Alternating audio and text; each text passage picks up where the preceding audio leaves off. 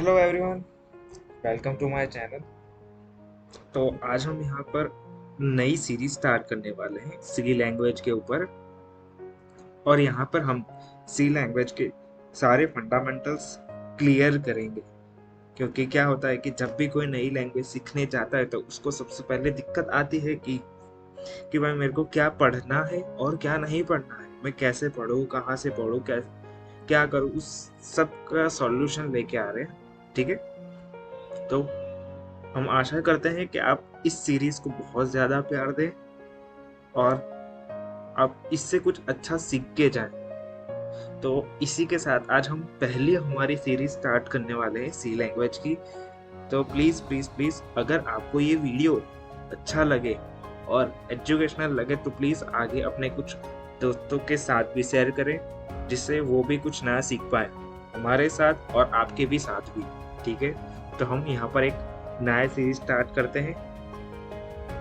Okay guys, तो आज हम यहाँ पर सी लैंग्वेज के बारे में जानने वाले हैं। ठीक है, तो सी लैंग्वेज होती क्या है, कब बनाई थी, किसने बनाई थी और क्यों बनाई थी, कहाँ कहाँ पे यूज होती है, क्यों यूज होती है, उस सब चीज के बारे में हम लोग जानेंगे। क्योंकि यहाँ पर लोग आज फंडामेंटल्स भी क्लियर करेंगे साथ साथ में। ठीक है, इसलिए हम लोग ये इंट्रोडक्शन रख रहे हैं, क्योंकि आपको पता चल सके कि भाई सी लैंग्वेज कब बनी थी, क्यों बनी थी। ठीक है, तो आज इसके बारे में हम लोग जानेंगे। तो भाई यहाँ पर मैंने कुछ स्लाइड्स क्रिएट करके रखी है जो मैं आपको बाद में प्रोवाइड कर दूंगा। अब पढ़ना चाहते हो तो या तो फिर आप इंटरनेट पे भी सर्च कर सकते हो इसके बारे में। हर जगह पे अलग अलग जानकारियाँ होती है या नहीं होती है। ठीक है, पर मैं आपको ये स्लाइड प्रोवाइड कर दूंगा जिससे आप पढ़ सको, अगर किसको पढ़ना है तो। और बाकी के जो आने वाली सीरीज है मैं आगे रोज डालता रहूँगा। ठीक है, तो आप स्टार्ट कर देंगे। ठीक है, तो पहले ये सी लैंग्वेज किसने बनाई थी और कब बनी थी। तो भाई सी लैंग्वेज जो होती है हमारी, वो 1970 मतलब कि 1970 से 70 में बनी थी। ठीक है, और किसके द्वारा बनी थी, तो यहाँ पर बेला लैब्स के अंदर बनी थी। बेल लैब्स के अंदर। और ये जो बेल लैब्स है उसने फिर इसी लैंग्वेज के बाद भी काफी सारी लैंग्वेजेस बनाई थी।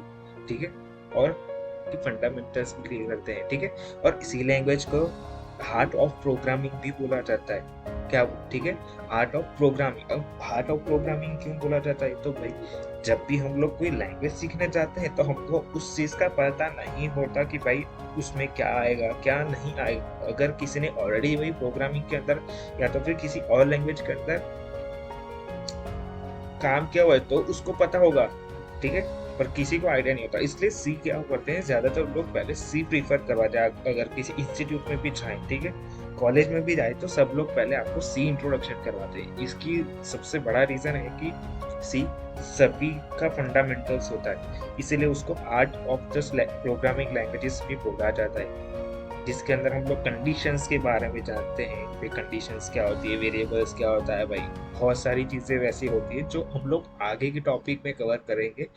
ठीक है, अब लर्न क्यों करना है, तो मैंने अभी आपको बताया था कि भाई सी लैंग्वेज जो होता है वो बहुत सारी प्रोग्रामिंग के अंदर डिपेंडेंट होती है। क्योंकि भाई सिंटैक्स चेंज होती है, मैं यूं नहीं बोलूंगा कि सब पे कोडिंग एक जैसा है, सिंटैक्स जरा सी चेंज होती है, पर लिखने का तरीका और कॉन्सेप्ट सेम होता है। ठीक है, जैसे भाई ट्रक का टायर हो, गाड़ी का टायर हो या तो फिर साइकिल का टायर हो, तीनों अलग अलग चीजों का टायर है, पर काम क्या करता है, घूमने का काम करता है। और घूमता ही जब वो घूमता है तो वो उस चीज को आगे बढ़ाता है। ठीक है, तो उसी लिए यहाँ पर हम लोग क्या करते हैं, सी लैंग्वेज भी सीखते हैं। क्योंकि हम लोग जब इसको सीखते हैं तो क्या करते हैं कि भाई हमको बाकी के लैंग्वेज जो जिस चीज पे काम करते हैं उसके फंडामेंटल्स हमको ऑलरेडी क्लियर क्लियर होते हैं, जिससे हम लोग क्या करते हैं, इजीली कोई भी लैंग्वेज सीख सकते हैं। इसीलिए यहाँ पर हम लोग सी लैंग्वेज यूज करते हैं। ठीक है, पढ़ रहे हैं अभी।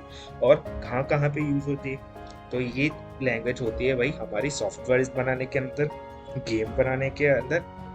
ठीक है, आप कहीं भी जाओगे तो आप देखोगे कि भाई कोई भी गेम डेवलपमेंट के अंदर जाओगे तो भाई C sharp, C plus plus, C, ऐसी सारी चीज़ों के अंदर यूज होती है। और ऑपरेटिंग सिस्टम में भी यूज होती है ये। अगर ना हो तो अगर आपको पता ना हो तो आपको मैं बता देता हूँ कि सी लैंग्वेज ऑपरेटिंग सिस्टम में भी यूज होती है। ठीक है, तो इसीलिए हमको सी लैंग्वेज यहाँ पर अभी सीखनी है। और उसके बेसिक्स क्या होते हैं भाई, तो उसके अंदर बेसिक चीजें क्या होती है हम लोग उसके बारे में भी जान लेते हैं। तो भाई यहाँ पर बेसिक चीज होती है जो होती है कॉन्सेप्ट क्लियर करना। पहले तो उसके अंदर भी क्या क्या होता है कि भाई कॉन्सेप्ट के अंदर कौन कौन सी चीज के कॉन्सेप्ट्स क्लियर करने हैं आपको, कि भाई एक फंक्शन होता है, वेरिएबल्स होते हैं, डेटा टाइप्स होते हैं, ठीक है, बहुत सारी वैसे तो चीजें हैं, अगर मैं नाम लूँ तो भी बहुत सारे कम पड़ जाएंगे। ठीक, यहाँ पर बहुत सारी चीजें होती हैं जो हमको यहाँ पर क्लियर करनी पड़ेगी आगे जाके, क्योंकि उसी पे ही सब कुछ डिपेंडेंट होता है। और यहाँ पर हम लोग पहले एक बेसिक प्रोग्राम भी देखेंगे कि भाई हेलो वर्ल्ड का। पहले तो ये बता दूं कि भाई सी लैंग्वेज के अंदर भी आप जो कुछ भी करते हो आप स्क्रीन पर रिप्रेजेंट कर पाते हो, ठीक है।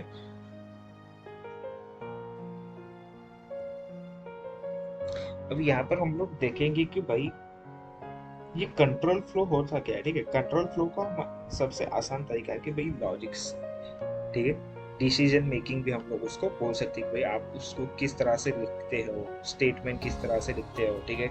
उस सब चीज के बारे में होता है कि भाई जो भी चीज आप जब लिखते हो एक फ्लो के अनुसार होती है, कंट्रोल फ्लो के अनुसार। जैसे कि भाई हम लोग चाय बनाने जाते हैं, ठीक है, तो चाय बनाने के लिए भी एक फ्लो होता है कि भाई दूध उबालो, पानी डालो, फिर उसको गर्म करो, फिर चाय पत्ती डालो, फिर उसके अंदर शक्कर डालो, ठीक है। ये एक टाइप का लॉजिक भी हो गया कि भाई हमको ये चीज डालते हैं, और वो एक टाइप का फ्लो भी कहलाता है। तो इसी चीज को हम बोलते हैं कंट्रोल फ्लो स्टेटमेंट।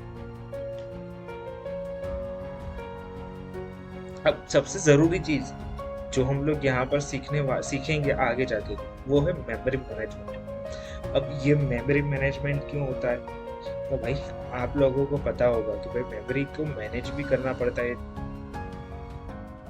अलोकेट भी करना पड़ता है, डी अलोकेट भी करना पड़ता है। अलोकेट और डी अलोकेट का मतलब होता है कि भाई मेमोरी कुछ प्रोवाइड करना और कुछ मेमोरी लेना उससे, ठीक है।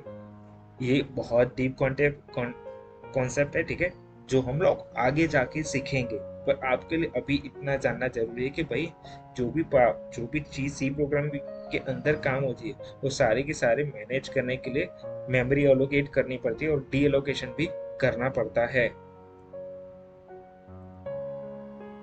एडवांस टॉपिक में भी हम लोग आगे देखेंगे भाई पॉइंटर क्या होता है, स्ट्रक्चर क्या होता है, ठीक है, फाइल हैंडलिंग क्या होती है। फाइल हैंडलिंग भी आपको पता होनी चाहिए, क्योंकि इसी की मदद से आप कुछ लिनक्स के भी कमांड्स क्रिएट कर सकते हैं, ठीक है। क्योंकि मैंने खुद से भी एक लिनक्स कमांड बनाया हुआ है, इसलिए मैं आपको वो भी बनाना सिखाऊंगा आगे जाके।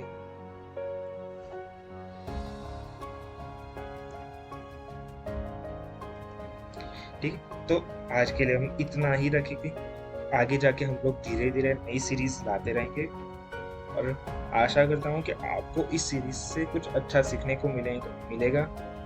और प्लीज ये चैनल सब्सक्राइब कर लीजिएगा, जिससे हम लोग आगे आने वाली कोई भी वीडियो आप मिस ना कर पाए, ठीक है। तो फिर मिलते हैं हमारी दूसरी सीरीज के अंदर।